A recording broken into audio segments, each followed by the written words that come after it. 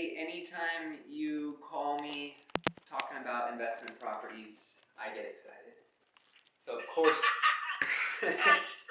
What's up, guys? Matty here, the six-figure flipper, and if you are a new real estate investor, maybe you're looking to get started, one of the top questions and things that people want to know an answer to is, I get a new lead, now what do I do with it? How do you take it from being a cold lead to a warm lead to a hot lead to a closed lead?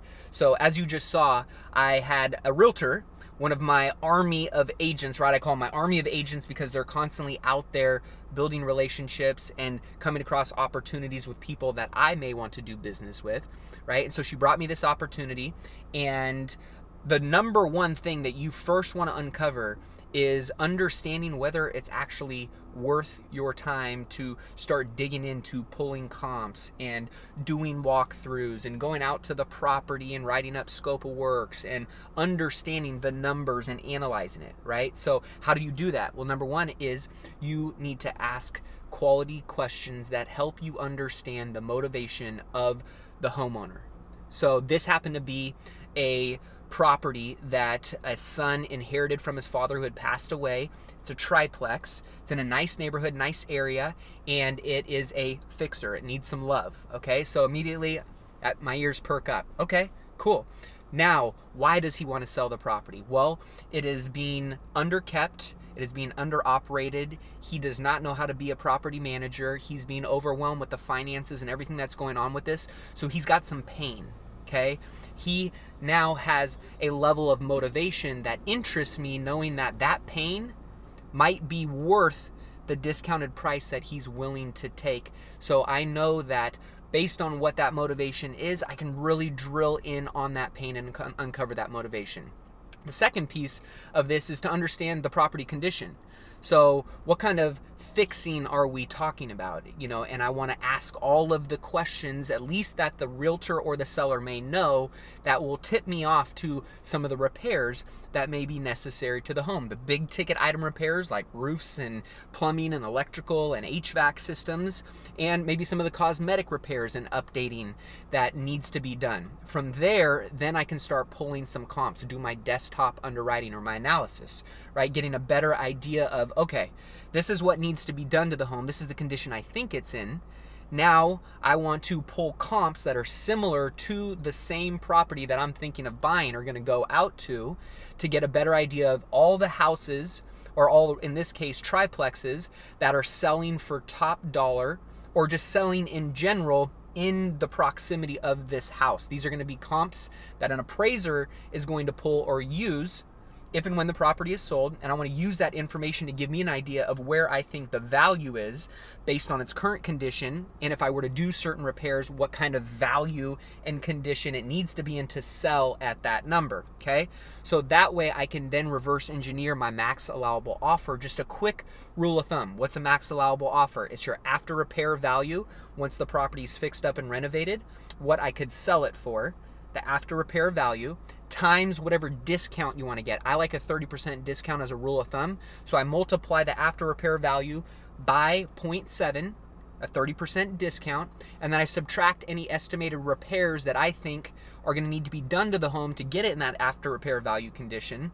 And that gives me my max allowable offer. If that max allowable offer number is in the ballpark and range that the agent or the seller is looking to sell the property in, then you should really go out and get on the appointment and get a better idea of what the exact scope of work and rehab numbers are. Really nail down and drive what the comps are, so that way you can finalize your analysis and know how to offer on the property with the right terms, with the right price, based on all of those variables that we just talked about. So we're out in front of this property right now. What I'm going to do is I'm going to go and build rapport with the seller. I'm going to keep asking questions, understand the seller's motivation. I'm going to understand what the agent is trying to accomplish. I'm going to incentivize them to want to do business with me. I'm going to try and solve their problems. At the end of the day, it comes down to price, terms, and timing. If you can get all of those things aligned to where it works for the seller, it works for any other parties involved, it works for you, that's the win-win. So that's the goal. We are out here because I know the comps are in the range that I think if I put a certain amount of money into the property and got the discount that I think I can get and offer where I think I'm gonna offer, it's gonna work for everybody. So I'm out here now with Anthony. I'm out here with the agent. The seller's not here. There's some tenants in the property. So we're gonna go in there. We're gonna get a better idea of the condition, the scope of work. Now that I've done my desktop underwriting, I'm doing my physical underwriting by being out on the property. We'll go back, we'll finalize and crunch the numbers, and we'll see what we can present them with. So let's go. All right, so we just finished the walkthrough, and as you can see, I was walking around the exterior of the property, looking at the foundation. We uncovered a few cracks, right? We're gonna dig into that a little bit more. Did an interior walkthrough of all the properties, or all the units in the property, to get a better idea of what kind of repairs need to be done. Because remember, when I pulled my comps, I got an idea of what the top selling properties were that were similar to this one were going for, what condition they were in, what kind of upgrades and amenities they had. So that way when I come out to this property, I can see what this one does or doesn't have and include that in my rehab or my scope of work numbers. So now that I have a scope of work and I know what things I need to do to repair this property in order to get it in the best condition where I can sell it for the most money, I can draft my final construction numbers. So I know what my after repair value is of what I can sell it for. I now know, have gotten a more concrete number, not the estimate, but a real concrete number of what I need to put into it to sell it for that top dollar after repair value, right? And then I will multiply my discount into there, and I will factor in all the remaining numbers of the disposition expense, everything that goes into selling the property, and then I can figure out, based on the profit I want to make, what my max allowable offer is. So I took this from a cold lead to a warm lead. Now that I've crunched my numbers and I have a better idea after being out at the property, where I believe this is a hot lead, we're going to want to submit an offer. As you can see, I was building rapport with the agent and getting to know what she's looking to accomplish, what the seller's looking to accomplish. I have a better idea there. We're going to work as a team to make this happen.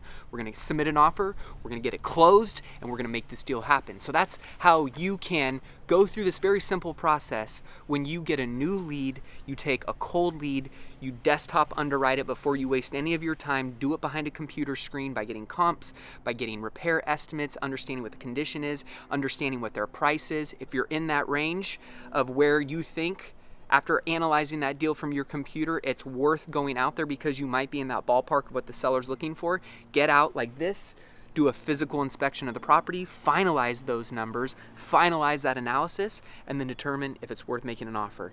This one happens so to be that it gets all the thumbs up, it checks all the boxes. We're gonna see if we can put this deal together, and just know that by understanding the numbers of a deal, this is when you make your money. You make your money on the buy, on the analysis. When you execute on that process, then you realize that gain on the back end. So know your numbers, know how to take the leads from start to finish, make sure it's worth your time, get in the game, start investing. Hopefully this was valuable to you guys. If you got any questions on this, drop any comments below. If you're not subscribed to the YouTube channel yet, subscribe to the YouTube channel. I can't wait to connect with you guys, help you on your real estate investing journey. Let's go. I'll see you on the flip side.